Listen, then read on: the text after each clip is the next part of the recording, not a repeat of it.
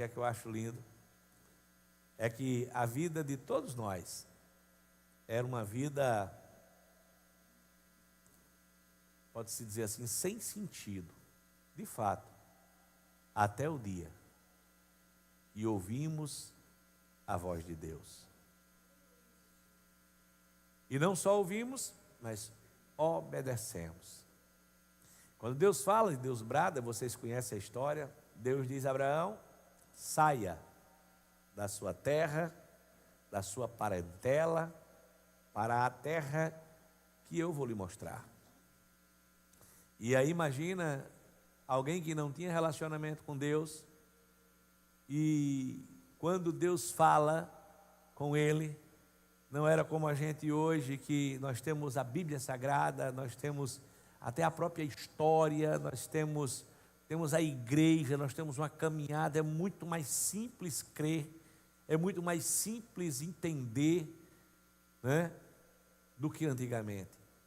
E aí a Bíblia diz que Deus começa chamando ele para abandonar, deixar sua família, seus familiares, e seguir uma aventura. A palavra aventura no sentido não de que não era coisa certa, mas você imagina o tamanho da saga que foi sair para uma terra que Deus ainda ia mostrar. E meu irmão, detalhe, deserto. Essa terra era constituída de muitos desertos.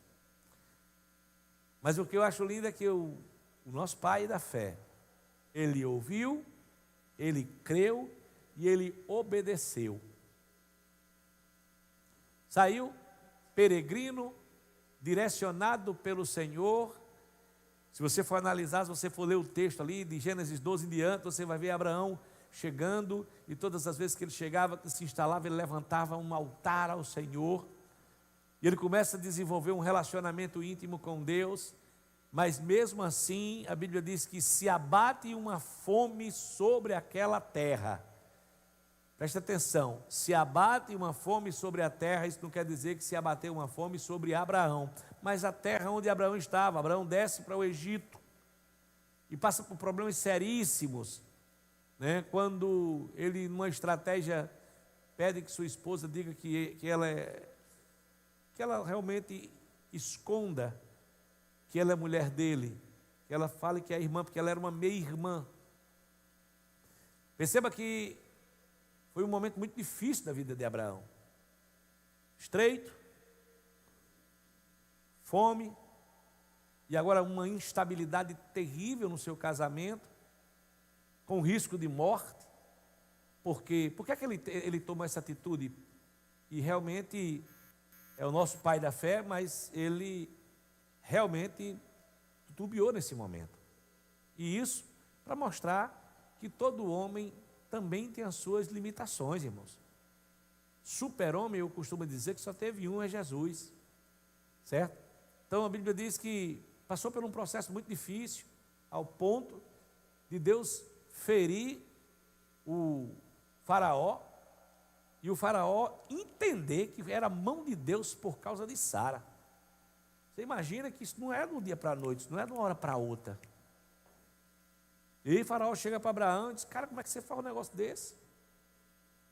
E diz a palavra de Deus que faraó, olha que coisa, uma situação dessa, quando você é prejudicado por alguém e você é muito poderoso, e os faraós que naquele tempo se sentiam deuses, né? Para matar Abraão era muito fácil, mas só que quem estava sobre a vida de Abraão era muito maior do que Faraó. E aí, em vez de Faraó querer matar Abraão, né, tipo assim: rapaz, você traz uma maldição dessa para minha casa, eu vou matar você, com mulher, com tudo, você deixar de ser ruim, sei lá, poderia. Mas sabe o que aconteceu? Abraão foi abençoado por Faraó. A Bíblia diz que Faraó deu muitos presentes para ele. E ele sai mais uma vez, começa a prosperar, Deus começa a engrandecer o nome dele, né? O seu sobrinho Ló, que caminhava com ele, começa também a prosperar. E aí uma coisa interessante, deixa eu lhe falar uma coisa aqui. Eu sei que muitos aqui estão começando a prosperar, outros, como o presbítero foi muito feliz nessa colocação, estão com a semente na mão e eu creio que Deus vai fazer prosperar também.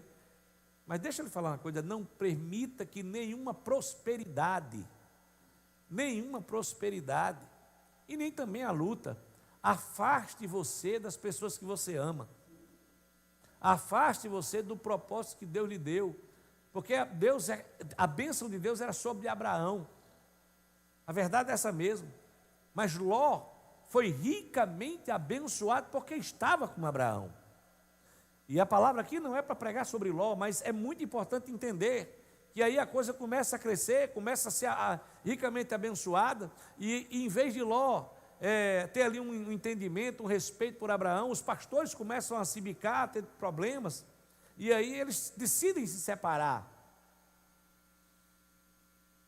Talvez se eu estivesse no lugar de Ló, talvez eu tivesse feito a mesma coisa, irmãos. Talvez. Mas você vai ver o Ló em momento algum sendo grato. Você não tem um texto de Ló dizendo assim: pai Abraão, muito obrigado por tudo. Muito obrigado pelos ensinamentos, muito obrigado porque o Senhor foi bênção de Deus na minha vida. Ló é um cara que, citado pela Bíblia também como homem de Deus, mas é um cara que, eu acho que no meu entendimento, abaixo da média. E diz a palavra de Deus que Ló escolhe as campinas de Jordão. Depois de um tempo, eu estou já chegando onde eu quero chegar. Depois de um tempo, existe uma grande guerra de 4 reis contra 5 reis, e os reis de Sodoma e de Gomorra são vencidos, e todos aqueles que estavam naquela região foram levados escravos, e Ló estava lá também. Ló estava no meio. E aí essa notícia chega para Abraão. Eu quero que vocês entendam que Abraão era não era um homem de guerra. Abraão é um homem de paz. Você não vai ver Abraão fazendo guerra com ninguém. Mas chega um momento que para se ter paz, você precisa combater. Eu quero que você olhe para o seu irmão aí do lado aí e diga assim: vai ter momentos que você vai ter que guerrear. Bom mesmo é o tempo de paz. Bom mesmo, irmãos, é o tempo de paz. Olhe, eu sou uma pessoa, quando você me vir travando um combate com alguém, ou discutindo com alguém, irmão, o mundo está bem pertinho de se acabar. Jesus está bem, pode ter certeza, porque eu acho que até talvez seja uma falha minha, um defeito meu. Não é porque eu sou bom demais não, irmãos. Eu sou muito falho também, mas eu evito. Eu entendo, na minha cabeça eu digo assim, eu penso assim no meu coração, que o inteligente não briga. O inteligente não briga. O inteligente não briga. Geralmente quem briga é o tolo. O inteligente, você ali, a pessoa chega não sei o que, lá e vai, e você sai numa esquiva. Não que você seja frouxo, não que você seja mole, mas porque você faz conta. Faz sentido eu entrar numa discussão com essa pessoa? Uma vez, Lidiane vinha comigo, não, mas nada demais não, amor. Uma benção, minha esposa, eu amo ela. E um camarada passou no carro e meio que passou, eu acho que eu já contei isso aqui já uma vez, e meio que deu uma fechada na gente, né? E ela, no impulso, ela botou a mão na buzina assim, pá, pá. Aí eu disse: minha filha, deixa eu lhe falar uma coisa aqui. Deixa esse cara ir embora, porque eu não sei quem é ele. Outra coisa, eu não sou um cara de briga. Um cara desse é um louco, desce para brigar comigo. Eu não sou de briga, não sei brigar, vou apanhar. Se Deus não for comigo e não me der livramento, eu vou levar as tapas. Não ando armado. Vocês estão entendendo? E talvez seja até bom não andar armado no caso desse, porque você vai se defender e vai defender sua família. Então perceba que sai mais barato ou não sai mais barato deixar ele passar? Sai ou não sai? Sai mais barato, irmãos. E não estou ensinando a vocês a serem um povo que não defende seus direitos, não, nada disso, mas às vezes eu faço conta. Eu faço conta. De repente chega uma situação de conflito, eu faço conta. Mas tem momentos que não dá para fazer conta. Tem momento que você vai ter que ir para o pau mesmo. Tem momento que você vai ter que pegar pelo meio. Tem momento que você vai ter que mostrar que é macho. Certo? Para defender sua família, sabe? Tem momento que você vai ter que mostrar que, sabe? Epa, peraí, meu irmão. Chegou aqui no limite. Perceba que Abraão não era um homem de guerra. Mas ele precisou agora, por necessidade, entrar numa guerra que não era dele. Família. Ló estava pebado. Ló estava no estreito, irmãos. Abraão reserva 318 homens, criado ali, na tribo, no clã. Homens que não eram de guerra, mas que eram homens que sabiam lutar. Que se precisar, olha que coisa legal. Você não precisa ser um homem de guerra, um homem, sabe, violento. Mas se precisar, para defender os seus e sua família, você vai ter que se posicionar. Olha que coisa, né? E a Bíblia diz que Abraão vai lá e vence a guerra, com apenas 318 homens. Fantástico. Deus deu uma vitória esmagadora, né? Desde lá, Abraão sai vitorioso, se encontra com Melquisedeque, que é algo tremendo, sacerdote universal, abençoa Abraão. Abraão, em forma de fidelidade, ele dá o dízimo a Melquisedeque. Então, ali é um encontro tremendo, certo? E aí agora Abraão sai, e aí, presta atenção, esfriou o sangue. Ganhei a guerra, mas esfriou o sangue. Lembra de Elias? Tinha acaba mais arrochado do que Elias lá no Monte Carmelo, irmão.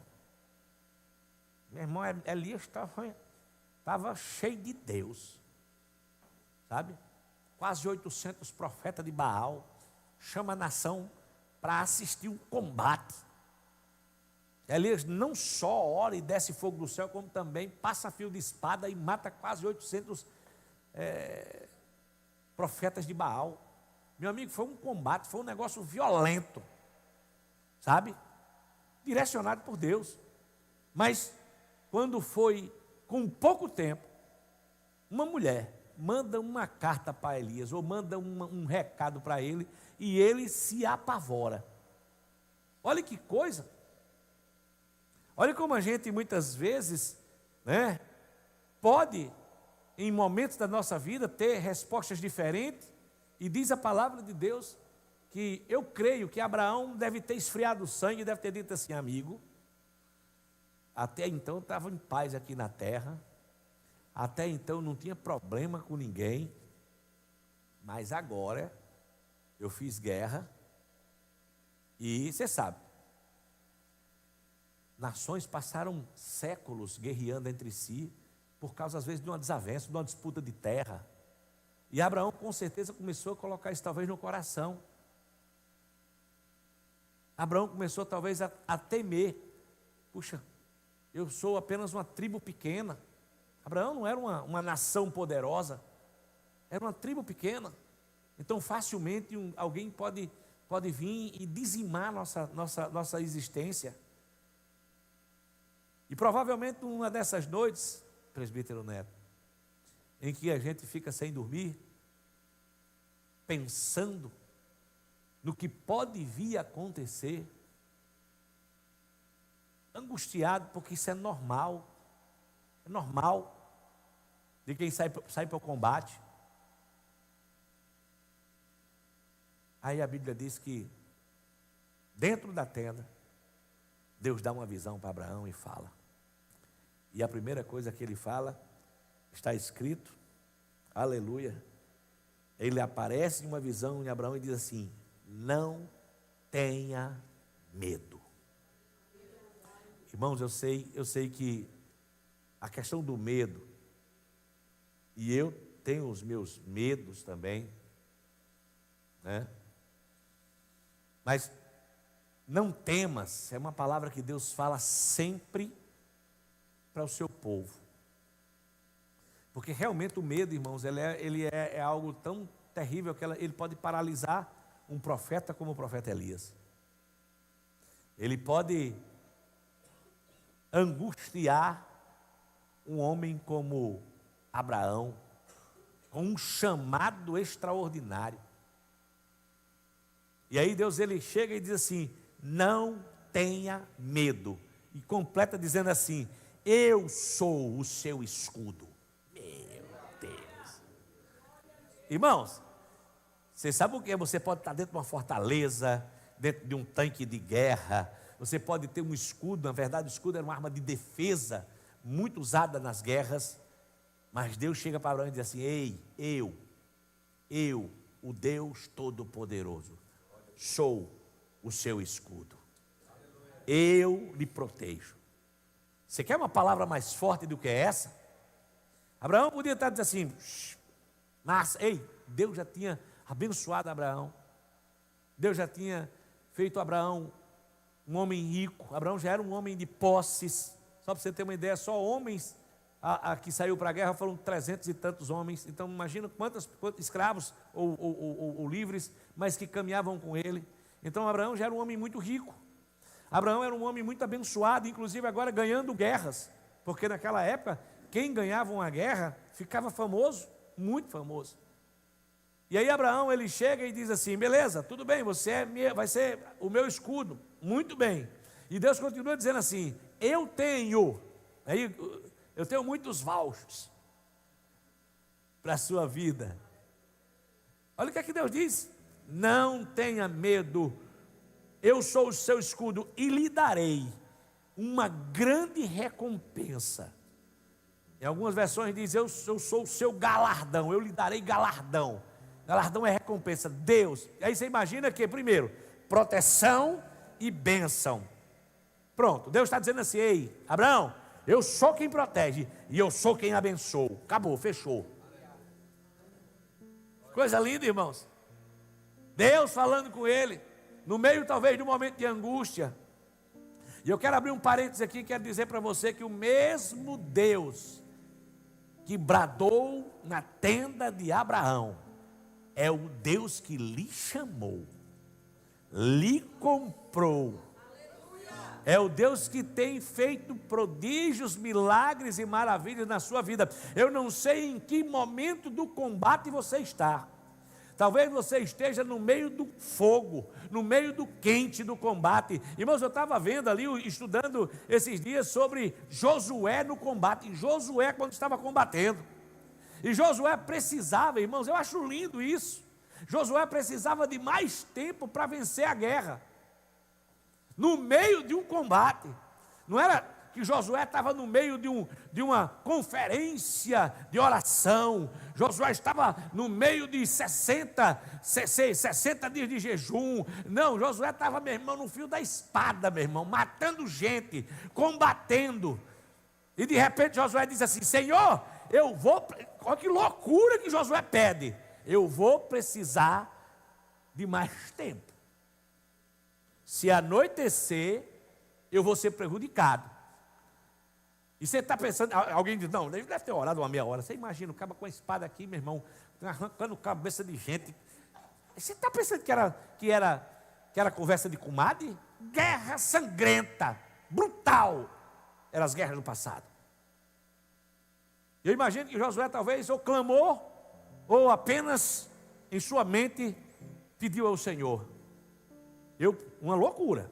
É um pedido fora da curva. Eu me lembrei agora do que o nosso querido presbítero Yuli falou sobre, muitas vezes a gente tem é cheio de dedo para pedir algumas coisas para Deus. Não, irmãos, peça. E se seu pedido está alinhado com a palavra de Deus, creia que você vai receber. Bendito seja o nome do Senhor. E aí, perceba que naquele tempo não existia, o estudo da astronomia era muito limitado, mas a Bíblia diz que, interessante, que Deus para o sol e a lua e diz exatamente onde ele parou o sol e a lua. Essa referência mostra que na verdade, irmãos, hoje os estudiosos entendem que ali não foi só o sol e a lua não, foi todo o universo teve que parar. E eu fico pensando, irmão, nas minhas catacas teológicas aqui, eu fico pensando, eu imagino Deus chegando conversando ali entre o Pai, o Filho e o Espírito Santo de Deus, conversando, diz, rapaz, Josué precisa de tempo, então vamos parar o sol e a lua, mas não pode parar o sol e a lua, então para tudo, tudo. E aí imagina o universo, irmão, as catacas do universo, recebendo na ordem, ei, o chefe mandou parar geral. A terra teve que dizer, como é parar? O sol é parar, o sol, a terra, os planetas, as galáxias, a estrutura e todas as engrenagens do universo, tendo que para. Porque quem mandou foi Ele. Para dar vitória a um crente no meio do combate. E aí você, ouvindo a voz do diabo, achando que você não tem autoridade, achando que você não é querido, que você não foi chamado, que esse combate você vai ser envergonhado. Deixa eu lhe falar uma coisa aqui, o rei do universo, a Bíblia diz que ele dará instruções especiais aos seus anjos, ao seu respeito. Bendito seja o nome do Senhor. Esse é o Deus que eu sirvo. Esse é o Deus que te chamou. Escute, irmãos, eu não estou lhe colocando num patamar que você não esteja. Eu estou colocando num patamar de filho amado, um patamar de servo, de amigo. Bendito seja o nome do Senhor. E para mim eu estou vendo o universo vermelho para segurar o tempo. Senhor, já pode rodar? Pode voltar, Senhor? Espera aí, o homem ainda está terminando lá. Tem que matar mais uns 40 ou 50 ali. Quando ele terminar, a gente volta o normal. Vocês têm noção disso, irmãos? Eu sou o seu escudo. Eu sou o seu galardão. Meu Deus, irmãos. Como é bom servir a esse Deus. E aí Abraão, já velho, e ele tinha uma promessa de que Deus faria com que ele seria grande, e que ele teria muitos filhos, que dele nasceria uma nação. E aí ele chega e diz assim, Senhor, beleza, tá massa, aqui tá tudo massa, mas tem um negócio aí que está precisando ser, eu preciso conversar com o Senhor. Eu acho lindo, sabe de uma coisa, cara? Fale com Deus. Eu não estou dizendo que você precisa ser mais educado, que você precisa, aquela coisa, bota Deus na parede, nada disso, não existe, não tem sentido. Mas Deus ele vai lhe entender quando você, no momento de dificuldade, desabafe. Desabafa. Muitas vezes a gente pode até, Senhor, peraí, beleza, Senhor, mas está faltando um negócio aqui. O Senhor não me deu filhos. Sabe o que é que eu acho lindo? Abraão reconhece que quem gera filho não é o homem nem a mulher. Quem gera filho é Deus. Pode ter certeza. Você está aqui porque Deus tem um plano perfeito na sua vida. Bendito seja o nome do Senhor. Senhor, eu não tenho filhos. O Senhor não me deu filhos. E quem vai herdar as minhas coisas é Eliezer, gente boa, um menino bom, mas ele não é meu filho. E aí Deus continua, aleluia, aleluia, e Deus fala com ele. E Deus, sabe o que eu acho lindo? Ele desabafa e Deus responde. Se ele não tivesse falado nada, talvez essa palavra não teria acontecido, mas porque ele de fato chega e diz assim: ó, tem uma coisa aqui que está, eu estou sentindo falta. Cadê o meu filho? Bendito seja o nome do Senhor. Aleluia. Então, tu não me deste descendência, Abraão retrucando aqui no 3, tu não me deste descendência, e um servo nascido na minha casa será o meu herdeiro.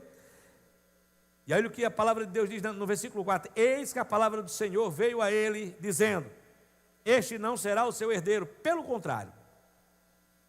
Aleluia. Aquele que será gerado por você, esse será o seu herdeiro. Então Deus, Ele de fato faz a promessa, reacende a promessa de um herdeiro. E aí uma coisa linda, irmãos, agora eu estou chegando no ponto que eu queria chegar, no versículo de número 5. E aí a Bíblia diz que então o Senhor levou ele para fora da tenda. Deus conduziu a Abraão. Deus não mandou Abraão sair. Se tivesse mandado, não tinha problema nenhum. Mas eu vejo um Deus conduzindo Abraão para fora da tenda. Venha comigo aqui. Deixa eu tirar você aqui do lugar que está limitando a sua visão. A tenda é um lugar de conforto.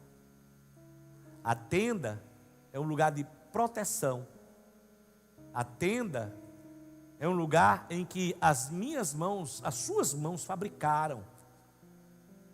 Mas a tenda limita a minha visão.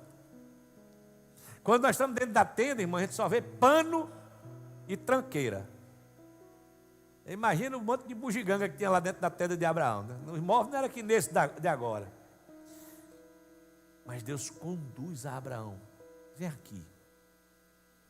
Vamos sair um pouquinho desse seu lugar de visão limitada. Escute isso aqui. Eu não sei qual é a tenda. Escute, eu não sei qual é a tenda que você hoje se encontra. Talvez a tenda da incredulidade.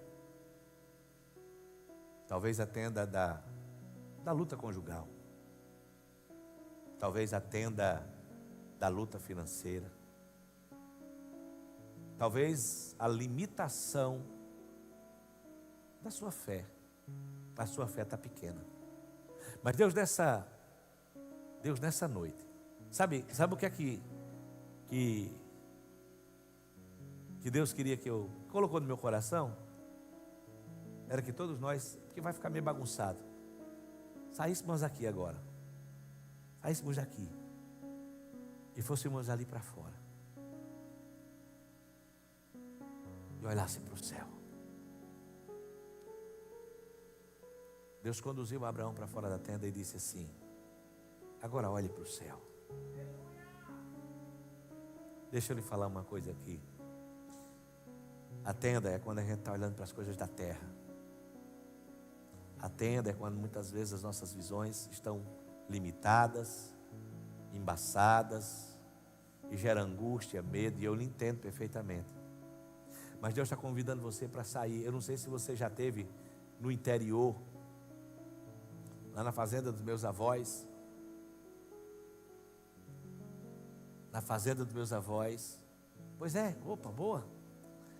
Nas fazendas dos meus avós, eu teve uma vez que eu estive lá, foi um testemunho muito marcante da minha vida. Eu estava de fato num momento muito difícil da minha vida. Eu já passei por vários vales, mas esse talvez fosse o maior.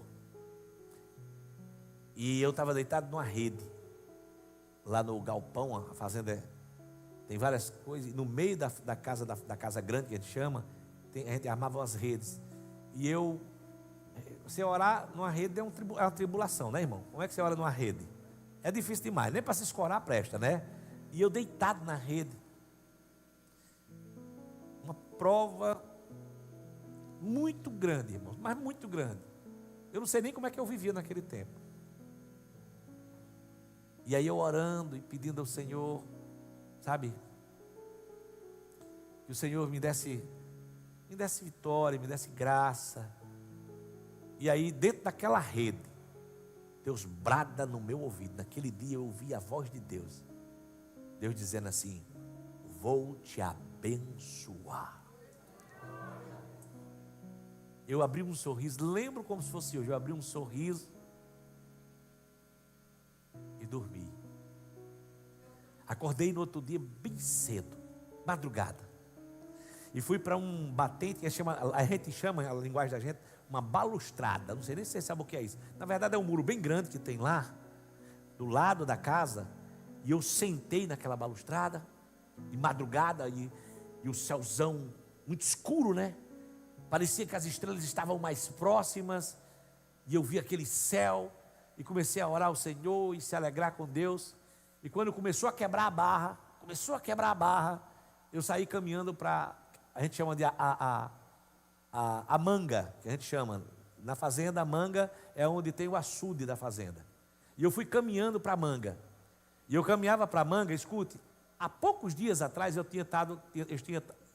estava na fazenda, e a fazenda não tinha chovido, né? Então estava seco, e lá na Paraíba, quando é seco que estrala, irmãos. É muito seco. E aí eu estava, agora nessa vez que eu fui, tinha chovido, estava no inverno. E também na Paraíba é assim, choveu, irmãos. Assim, parece que assim, o verde, ele explode, né? E aí eu caminhando para a manga, os passarinhos cantando, os galhos de Campina cantando, né? Aquela coisa linda, aquela passarada cantando de madrugada, sabe? O sol começando a raiar, o verde, que é a coisa mais linda do mundo. Aí Deus brada no meu coração e diz assim: como eu fiz com essa terra, farei na sua vida. Bendito seja o nome do Senhor. Saia da tenda. Eu quero dizer para você uma coisa aqui. A tenda é só um momento. O que Deus tem para a sua vida, o que Deus tem para a minha vida, é algo muito maior. Eu sei que vai ter vozes, vai ter pessoas que não vai querer que você saia da tenda, não. Vai ter pessoas que vai dizer assim: não, fique aí e morra aí dentro. Mas a voz de Deus é: saia da tenda. Saia desse lugar de limitação, desse lugar de medo. Tire seu coração disso, porque a sua vida não é só isso. Eu quero dizer uma coisa aqui: vai ter, aleluia, vitórias esmagadoras. Deus disse assim: agora olhe para o céu, Abraão. Tire os seus olhos das coisas da terra e olhe para o céu. Conte as estrelas, se é que você pode contar. Deus estava dizendo assim: veja o meu poder. Veja a minha criação. Abraão, você tem noção? Você consegue enumerar? Você consegue? Bendito seja o nome do Senhor. Aleluia.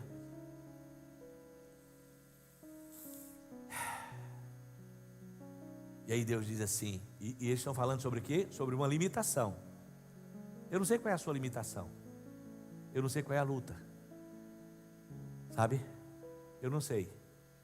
Nós temos uma luta parecida com essa, de filhos, né, amor? E eu estava falando com ela hoje. Eu disse: rapaz, quando vier os dois. E é dois, irmão, aleluia. Eu já tenho falado com o Senhor: olha, manda logo, que eu quero que quando o bebê vier, ele ainda consiga brincar com a Lola, né? A família reunida. Sabe? Deus estava dizendo assim: ei, a sua limitação não me limita. Não olhe com os olhos de limitação para mim, porque Deus é indomável. Você imagina, irmãos, que a situação de Abraão era muito difícil. É de fato muito difícil. Mas Deus estava dizendo assim, olha o texto, versículo número 5. Ele diz: tenta contar as estrelas. Para quem não tinha condições, estava velho, não se cumpria a promessa de ter um filho, ele praticamente já tinha jogado a toalha. Deus diz assim: se você não consegue contar as estrelas, escute, assim como são as estrelas, assim será a sua posteridade. Bendito seja o nome do Senhor. E eu quero dizer para você uma coisa aqui.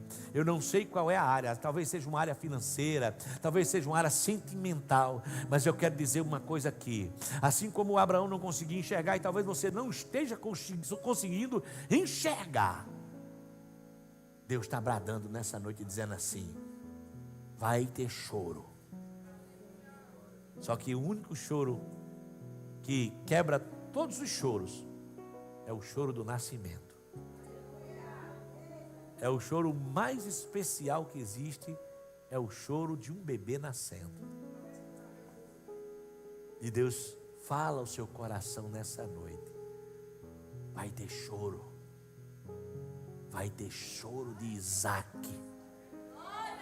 Bendito seja o nome do Senhor. Eu não sei qual é a luta, eu não sei qual é o combate que você está travando, eu não sei qual é o questionamento, mas o Senhor brada nessa noite no seu coração: se prepare, porque o tempo de cantar vai chegar. E sabe que quando Deus faz, irmãos, quando Deus faz, é coisa grande, é coisa linda. A gente não entende como é que faz, né? Minha esposa já pregou sobre isso. Já imagine Sara, irmão, bem velhinha, só o caquinho com 80, 90 anos de idade, meu irmão, já bem velhinha. E aí de repente, meu irmão, Deus, aleluia, faz com que Sara não só dê a luz, mas também que os seios de Sara amamentem Isaac. Bendito seja o nome do Senhor. Aí, talvez você olhe assim e diga assim: não, ele vai nascer, mas quem vai dar de mamar Isaac vai ser as cabras. Não, quem vai dar de mamar Isaac vai ser Sara. Bendito seja o nome do Senhor, porque é o Deus que abre a porta, Ele também manda a provisão. Bendito seja o nome do Senhor. Não limite o poder de Deus, não limite a glória de Deus. Ele é indomável. Saia da tenda, contemple o céu.